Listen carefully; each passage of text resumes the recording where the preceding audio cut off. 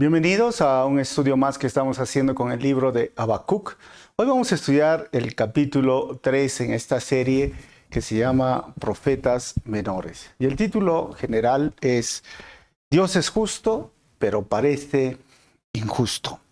Y cuando hablo de que Dios es justo y parece injusto, cuando hablamos de este capítulo, debemos de recordar que más que un libro que habla de profecía, aunque el tono es profético, es decir, una profecía predictiva de lo que va a venir, lo que va a suceder, o una profecía didáctica que el pueblo tiene que reaccionar, más es un conversatorio del profeta Habacuc con Dios.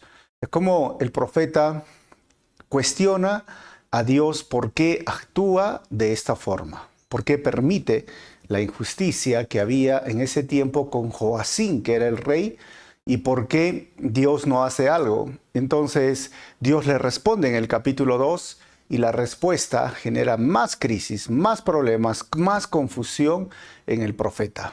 Y en este capítulo 3, él entiende que Dios no es injusto, sino que Dios es justo. Por eso, ese es el título. Por eso voy a leer el versículo 1. Dice, esta oración fue entonada por el profeta Habacuc. He oído todo acerca de ti, Señor. Estoy maravillado por tus hechos asombrosos. En este momento de profunda necesidad, ayúdanos otra vez como lo hiciste en el pasado. Y dice este versículo final, y en tu enojo recuerda tu misericordia. Vamos a orar. Señor, te doy gracias por este momento. Gracias por tu palabra y gracias por este día tan especial que nos permites una vez más reunirnos a través de este medio. Háblanos a todos los que estamos aquí escuchando tu palabra. Usa mi vida para compartir de ella y háblanos a través de este capítulo. Pido esto en tu nombre, amado Jesús. Amén. Muy bien, estamos estudiando entonces versículo por versículo este título que Dios es justo, pero parece injusto, el capítulo 3, la serie de los profetas menores. Y a manera de introducción, siempre es bueno recordar. ¿Quién escribió el libro? Pues es el profeta Habacuc. Este libro fue escrito el año 607 antes de Cristo. Ahora, hacer un panorama general de este libro nos va a ayudar a entender todo el contexto, ¿no? Se podría dividir en dos partes grandes. Uno, el diálogo de Habacuc con Dios y Habacuc alaba a Dios. Esta primera parte sería el capítulo 1, capítulo 2, versículo 1 y capítulo 2, versículo 2 al 20, subdividido esta primera parte en tres partes. La última parte del capítulo 3. En el capítulo 1 hemos visto la carga del profeta. El profeta está luchando con el silencio de Dios, la pecaminosidad de Judá, el carácter de Dios y tiene preguntas a Dios, ¿no? ¿Hasta cuándo? ¿Por qué? ¿Por qué permites? ¿Hasta cuándo no haces nada? La segunda subdivisión de esta primera parte es el capítulo 2, versículo 1, que hemos visto la vigilancia, donde el profeta está a la espera de una respuesta. Y la siguiente parte es el capítulo 2, versículo 2 al 20, es la visión. Escribe mi respuesta, le dice. Espera. Y luego, ¿qué aflicción les espera a los babilonios? Y en el capítulo 3, cuando Habacuc alaba a Dios, que nos toca estudiar el día de hoy, empezamos con he oído de ti, ¿no? Y estoy maravillado. Esperaré, me alegraré y gozaré. Y estoy confiando en el soberano Dios. Eso se ve en el capítulo 3. ¿Cuál es la confesión en el capítulo 1? Señor, me confundes. Y en la segunda parte del capítulo 2 es Señor, espero en ti. Y en la tercera parte del capítulo 3, Señor, te alabo. La mirada que da Habacuc en el capítulo 1 es horizontal, es decir, mira simplemente lo que tiene a su alcance. Pero a partir del capítulo 2 hasta el capítulo 3 es vertical, es como mirar de arriba hacia abajo. Y la percepción en el capítulo 1 es que el profeta mira a su alrededor y se preocupa. En el capítulo 2 el profeta mira arriba y escucha. Y en el capítulo 3 mira hacia adelante y cree.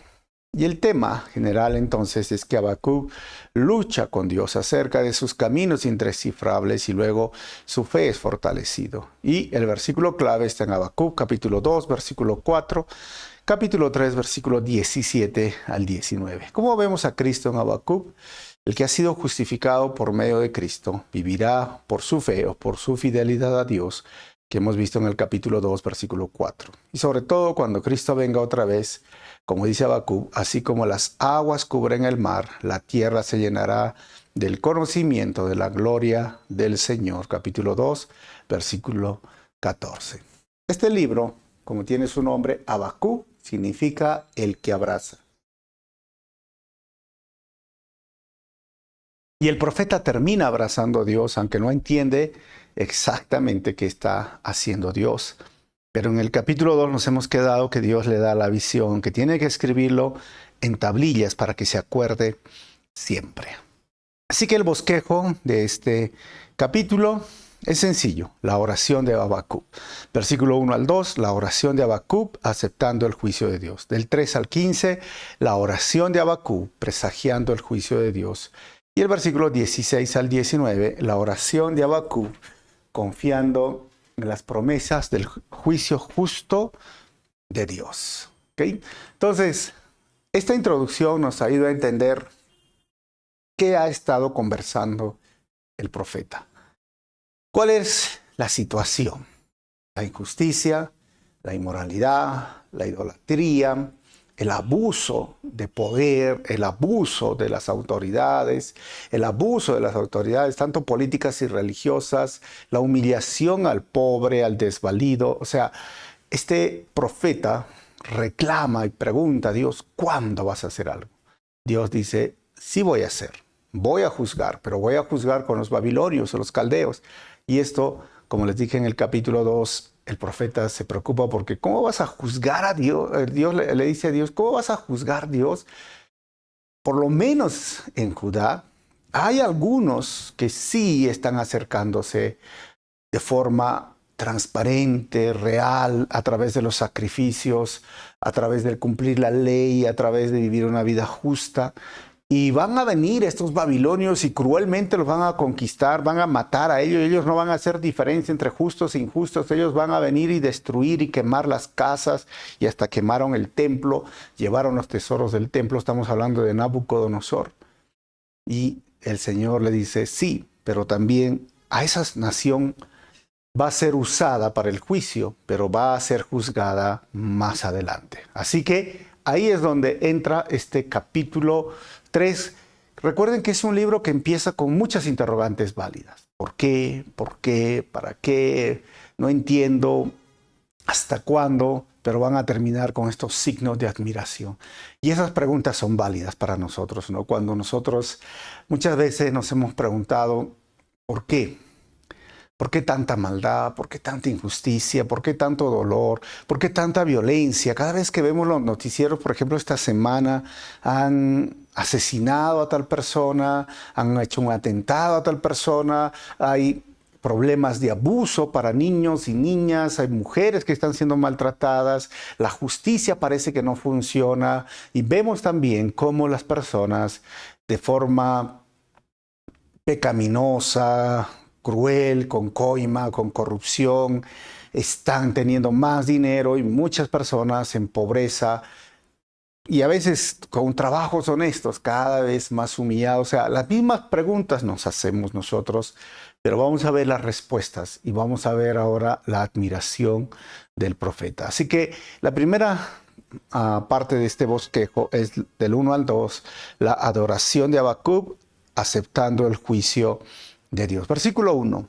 Esta oración fue entonada por el profeta Habacuc. Y cuando dice entonada, el texto hebreo incluye la palabra según sigonot, o sigonot es una forma de canción y probablemente indique el arreglo musical para la oración. Esa es una oración cantada. Y entonces esto tiene que ver con la aceptación versus la resignación del profeta. El profeta ahora entiende, pero sabes, hay una gran diferencia entre resignarse y aceptar la voluntad del Dios soberano. Cuando miramos acá nuestra sociedad, lo que comentaba hace un momento, no es como que Dios nos resignamos y decir, bueno, ya pues pasó, Dios creo que se olvidó de mi nación, de mi ciudad, de mi problema, de la realidad que estoy viviendo. Yo creo que viviré como viviré. Eso es resignación, abandonarse y caer en este lado deprimente. Pero, ¿sabes?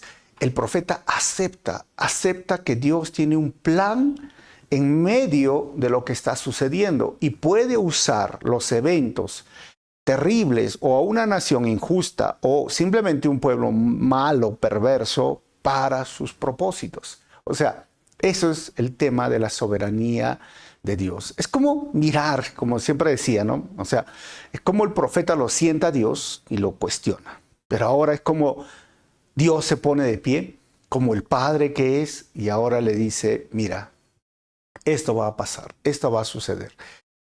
Es como un padre a un hijo, a un niño, le explica, le trata de corregir, lo trata de disciplinar, y a veces hay situaciones que no necesita explicar tanto, simplemente tiene que obedecer al padre, simplemente tiene que someterse a lo que quiere el padre y el niño tiene que obedecer. O un adulto, ¿no? Mira, mi vida o una vida de un anciano, mira a un joven y trata de animar, corregir, decir, estudia, invierte tu tiempo en esto, no te descuides en tu vida profesional, en tu desarrollo humano, no pases el tiempo en vicios, no pases el tiempo desperdiciando en esto, en el otro.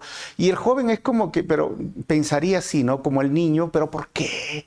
Yo quiero divertirme, yo quiero gozarme, yo quiero hacer muchas cosas, ¿por qué me quieres prohibir, cohibir? No entiendo, no.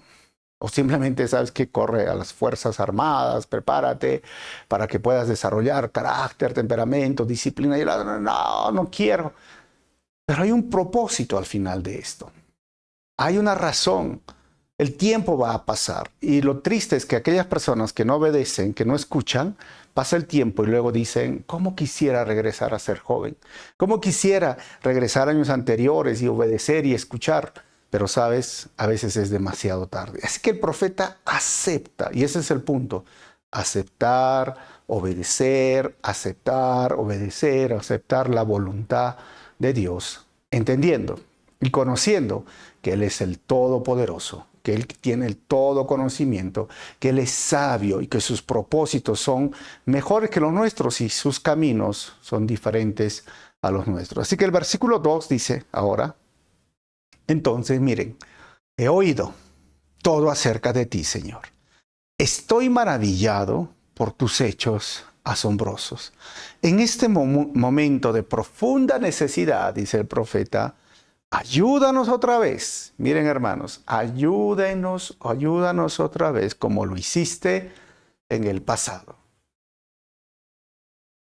Y en tu enojo, dice el profeta, recuerda tu misericordia. Otra vez voy a leer, y en tu enojo recuerda tu misericordia. ¿Saben qué, hermanos? Ante la incertidumbre del futuro, recuerda la fidelidad de Dios en el pasado. Todo ser humano le gustaría conocer en qué va a acabar sus días, ¿no? O sea, yo quisiera saber de acá a 10 años qué va a pasar, si los planes, los proyectos que tengo van a funcionar. El joven quiere saber qué va a venir en el futuro, si va a poder comprar, adquirir, vivir, casarse, no sé, hijos, familia. Oye, sería interesante que haya una máquina del futuro, por eso hay muchas películas acerca del futuro, ¿no? Mira, ¿cómo será mi futuro? ¿Qué vendrá? ¿Qué será? Y el profeta, lo único que tiene frente a la incertidumbre de lo que le va a pasar a Judá, de lo que va a venir a Judá, es recordar el pasado. Y es por eso que ante la incertidumbre del futuro, hermano, si estás ansioso, si estás preocupado, si no puedes dormir a veces porque ¿qué va a pasar mañana? ¿Qué va a pasar este año? ¿Qué va a pasar al siguiente año? ¿Sabes qué? Recuerda el pasado. ¿Y qué recuerdo del pasado? El profeta dice, tus hechos han sido grandes. Dios te ha cuidado. Dios siempre ha provisto lo que tú necesitabas. Dios siempre ha estado contigo. Dios nunca te ha dejado. Por lo tanto, tampoco lo hará en el futuro.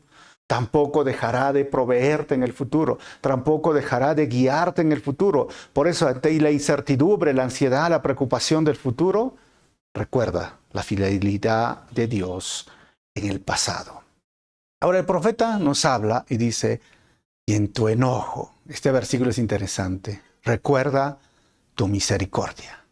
Como les comentaba, es como la idea de un padre que está llamando ahora, el padre le está llamando la atención al profeta. Vas a escucharme, mira, yo voy a hacer esto. Y el profeta, como un niño, ¿sabes qué? Mejor, recuerda tu misericordia, eres misericordioso. O sea, ¿sabes? Yo sé que estás enojado con el pueblo, pero ten misericordia. ¿Qué significa? Líbranos del castigo.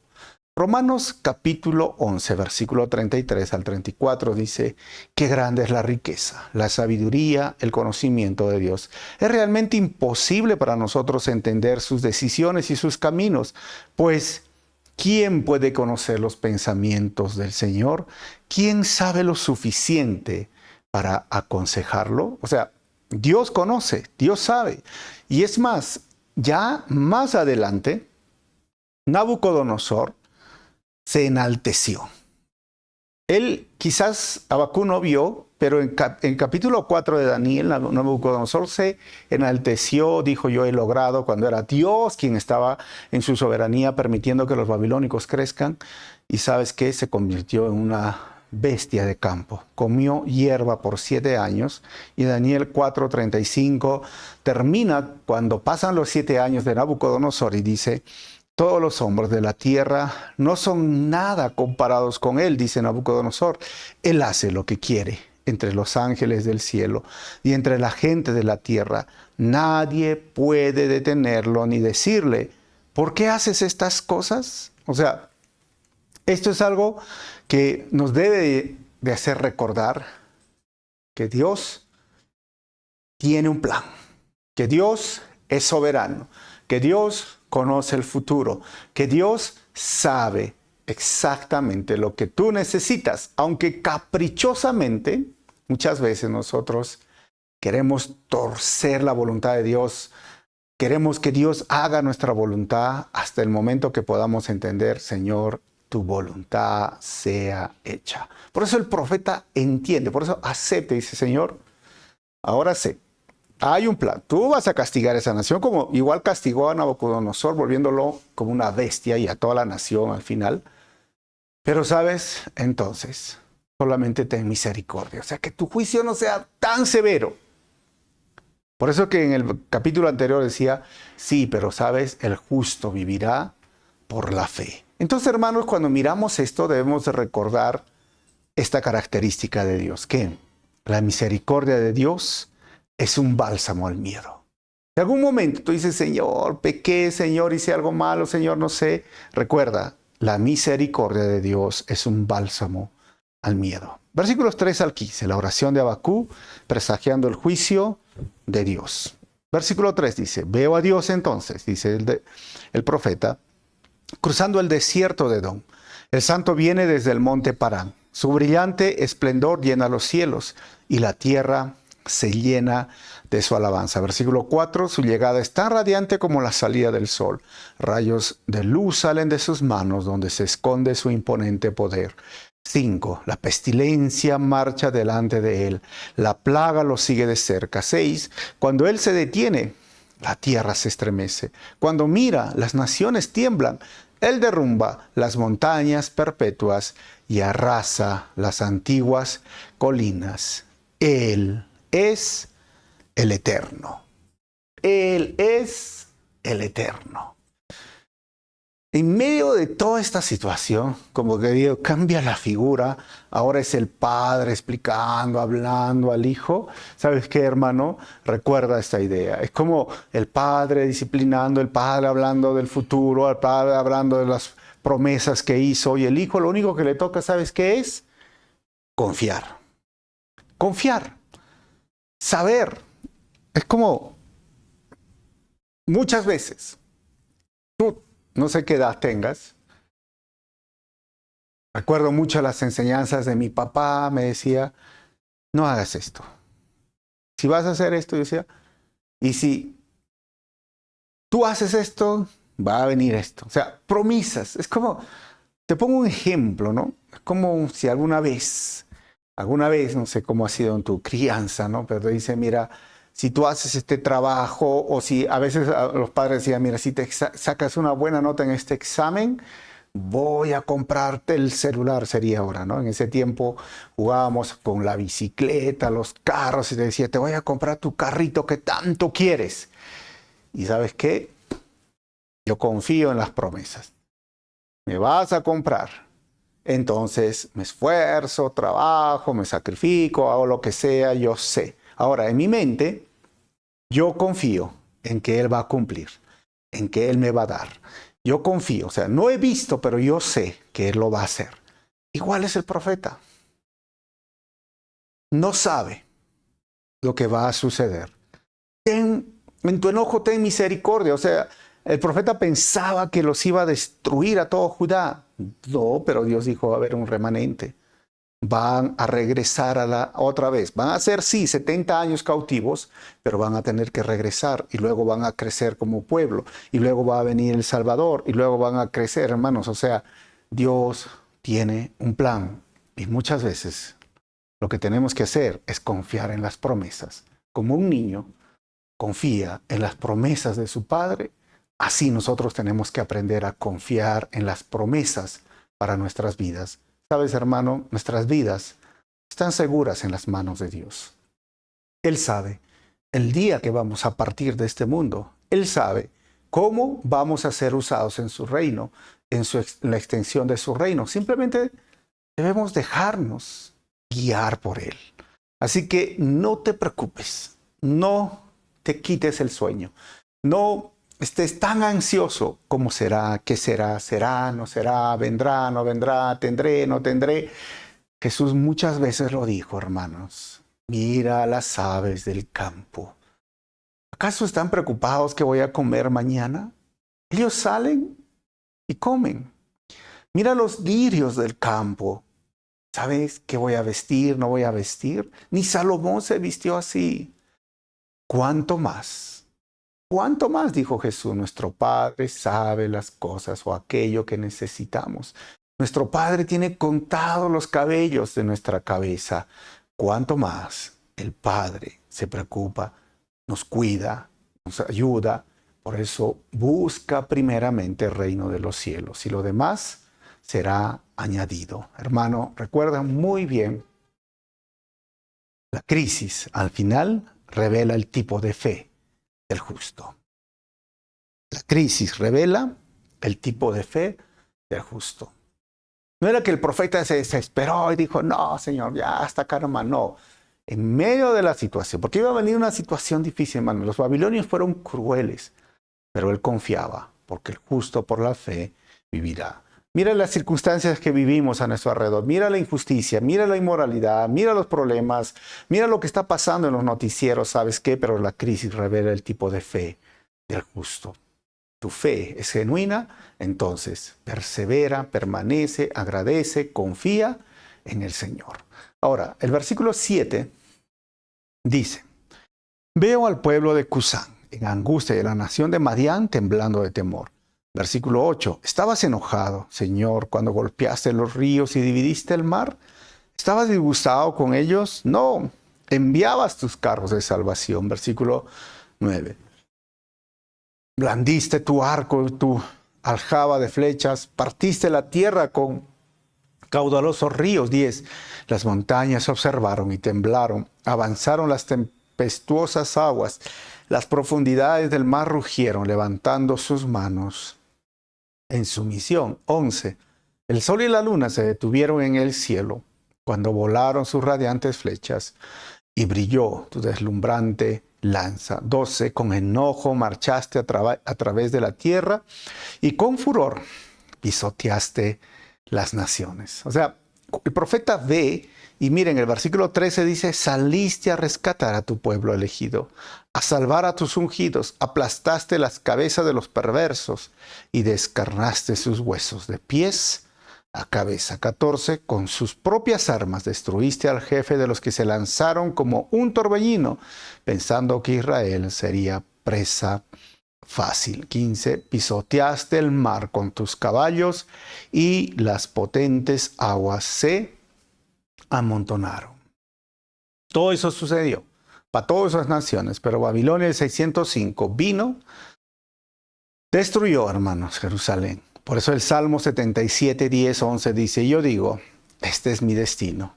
El Altísimo volvió su mano contra mí, pero después me acuerdo de todo lo que has hecho, oh Señor. Recuerdo tus obras maravillosas de tiempos pasados.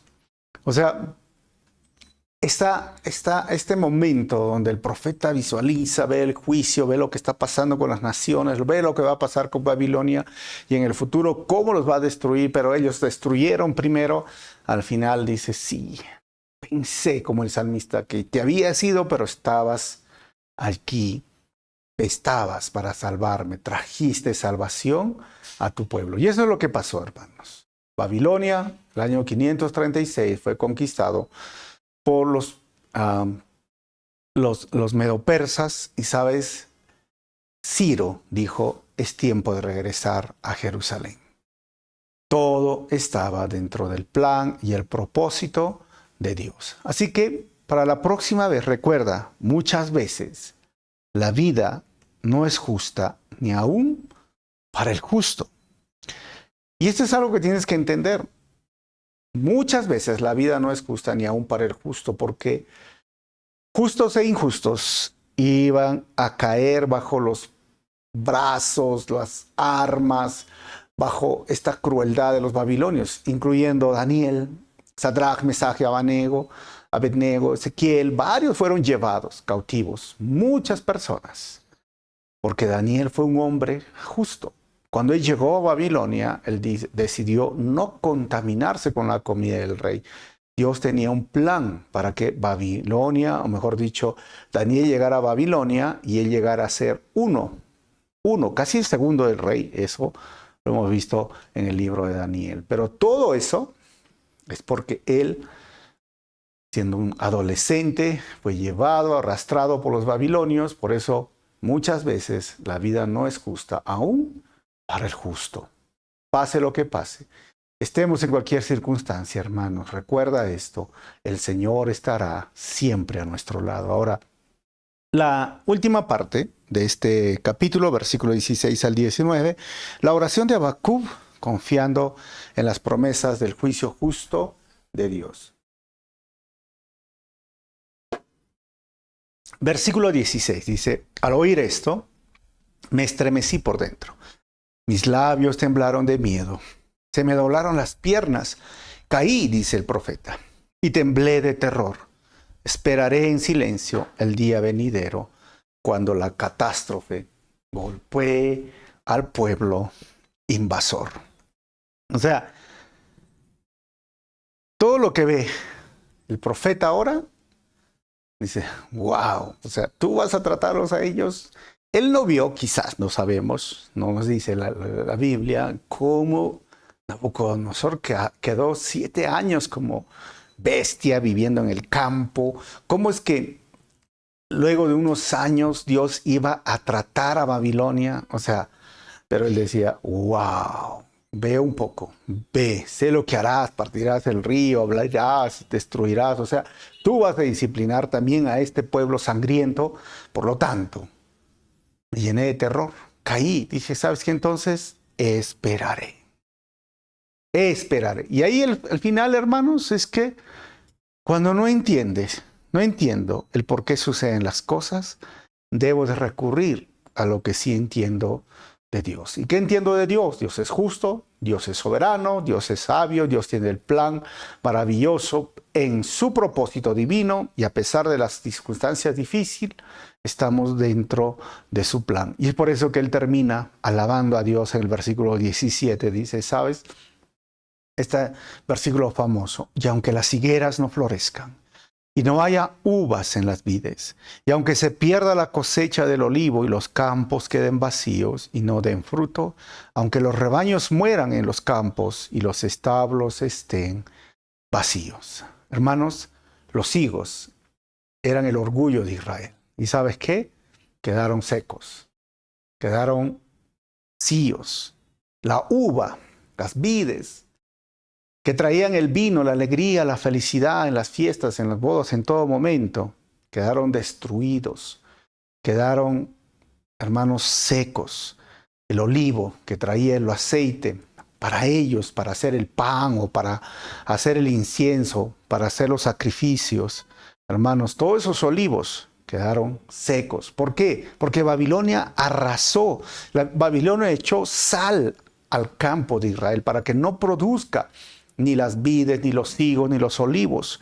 El ganado que había en el campo, tanto para los sacrificios, tanto para su comida, hermanos, para celebrar la Pascua o el Yom Kippur, quedaron destruidos. Los babilonios los mataron, se los comieron, los llevaron encadenados, destruyeron la ciudad, quemaron el templo, los muros los destruyeron.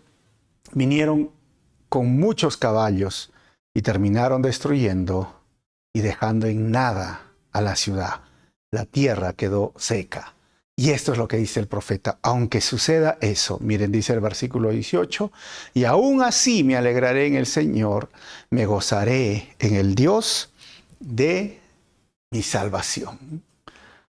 Creo que esta es la lección más grande que encontramos en este libro.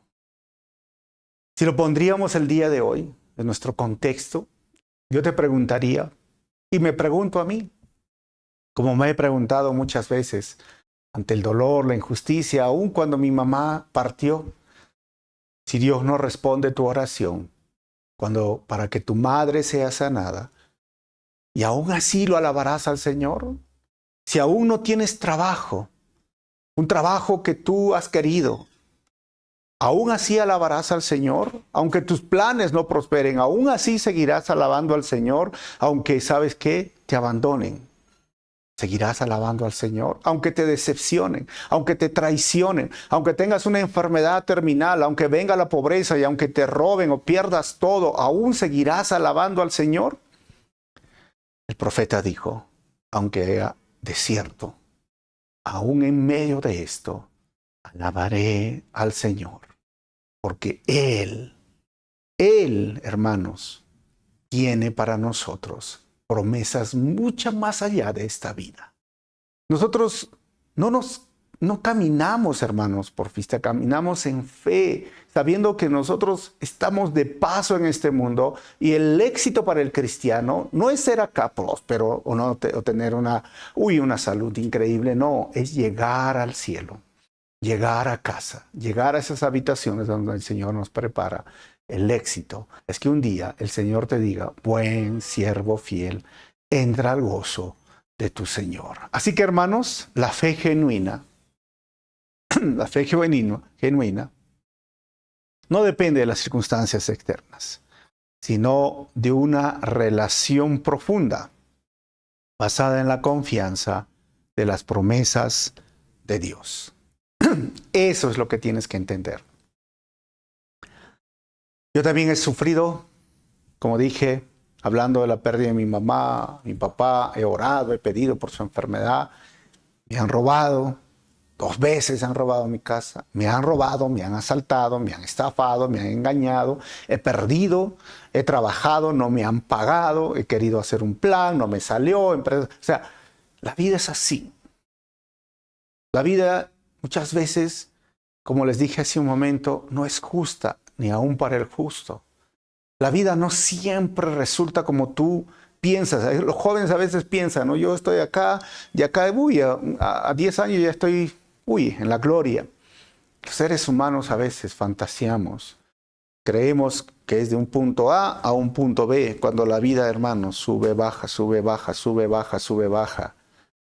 Hermanos, Dios promete estar con nosotros en las buenas y en las malas. Y si tu fe es genuina, no importan las circunstancias, no importa lo que pase, perseverará, se mantendrá firme porque confía en las promesas de Dios. Es lo mismo que aprendió nuestro Señor. Él aprendió a someterse. Él aprendió cuando estaba en la cruz, no sea lo que yo quiero, sino lo que tú quieras, le dijo al Padre. Él aprendió el dolor, él aprendió el sufrimiento. Él no quería ir a la cruz, pero fue a la cruz por ti y por mí. Pero sus promesas, ¿cuáles eran? Al tercer día resucitaré. La muerte no me va a vencer. Él es el Dios de mi salvación y resucitó para traernos vida eterna. Por eso dice 2 Corintios capítulo 5, versículo 1 al 2, pues sabemos que cuando se desarme esta carpa terrenal en la cual vivimos, es decir, cuando muramos y dejemos este cuerpo terrenal, tendremos, ¿sabes qué, hermanos? Una casa en el cielo. Un cuerpo eterno, hecho para nosotros, por Dios mismo y no por manos humanas. Versículo 2. Nos fatigamos en nuestro cuerpo actual y anhelamos ponernos nuestro cuerpo celestial como si fuera ropa nueva. El profeta aceptó el plan. El profeta entendió el plan. Y no importa si iban a venir los babilonios y lo iban a matar. Como muchos de los santos del Antiguo Testamento y en el Nuevo Testamento se ve la revelación completa. ¿De qué? De la resurrección. No importa si en esta vida no tengamos, hermanos, tantas cosas, tantas comodidades. Porque hoy hay más de 350 millones de cristianos siendo perseguidos. Hace unas semanas, más de 70 cristianos fueron asesinados por su fe. Quizás no disfrutemos lo que quizás en otros países disfrutan, donde no hay persecución. Nuestra vida no se va a quedar aquí. Por eso Pablo decía, mira, este cuerpo es como una carpa. Porque donde vivimos somos pasajeros. Hay un lugar. Es nuestra casa. Por eso, cuando a veces me dicen la iglesia, ponga, por favor, pastor, bienvenidos a casa, yo digo, la iglesia no es mi casa. La iglesia es la iglesia del Señor. Mi casa es el lugar que el Señor está preparando. Mi casa es el cielo. Ahí voy a llegar. Por eso el creyente cuando muere no se va al cementerio. ¿Sabes a dónde se va? A casa. Con un cuerpo que va a estar 1000% mejorado cuando resucite. Por eso Jesús resucitó. Él es el primero entre los muertos. Es el primero en su clase. Y tú y yo tendremos un cuerpo diferente. Y es mejor hacer tesoros en el cielo que hacer tesoros en la tierra. Esa riqueza ilícita que tenían tantas personas, hermanos, de la noche a la mañana, cuando vinieron los babilonios, desapareció. Pero la riqueza que tenía Daniel, el compromiso con Dios, fue totalmente diferente. A eso nos referimos. Nosotros debemos tener este compromiso con el Señor. El profeta entendió, el profeta oró y terminó el versículo 19 diciendo, el Señor soberano es mi fuerza. Lo voy a volver a leer, hermanos. Miren lo que dice el profeta. El Señor soberano es mi fuerza.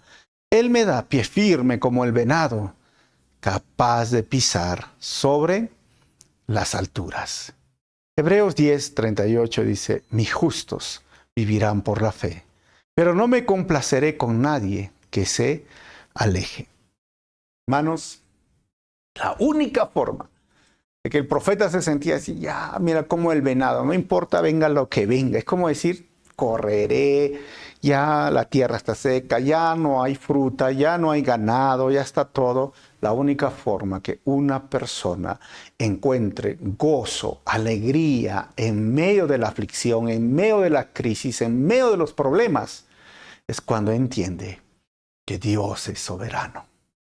Que Dios está en medio de estas circunstancias. Y aún en medio de las circunstancias difíciles, Él tiene el control del mundo y de mi vida. Él sigue sentado en su trono. Él no ha terminado el plan que tiene para nosotros. Y aunque nos veamos derrotados, o veamos que las cosas no salieron, y aunque veamos que no está funcionando lo que estoy haciendo, Él tiene un plan para tu vida. Él es soberano. Él todavía no ha terminado de hacer lo que tiene que hacer contigo. Y en ese momento tendrás que correr. Corre, hermano, venga lo que venga, confiado en el Padre soberano. Vamos a terminar con 4 conclusiones que hemos aprendido el día de hoy. Lo primero, que el futuro es incierto y a veces nos produce ansiedad, pero la fidelidad de Dios en el pasado es lo más cierto de su cuidado y nos otorga, ¿sabes qué, hermanos? Tranquilidad. Número 2, lo que hemos visto el día de hoy, la crisis revela la clase de fe del justo. Número 3, en muchas ocasiones la vida no es justa, ni aún para el justo. Y número 4, lo que hemos visto el día de hoy, el justo vivirá por la fe en medio de cualquier circunstancia. Así que, ¿cómo está tu fe? ¿Cómo está tu vida? ¿Qué circunstancias estás pasando? Confía en Dios.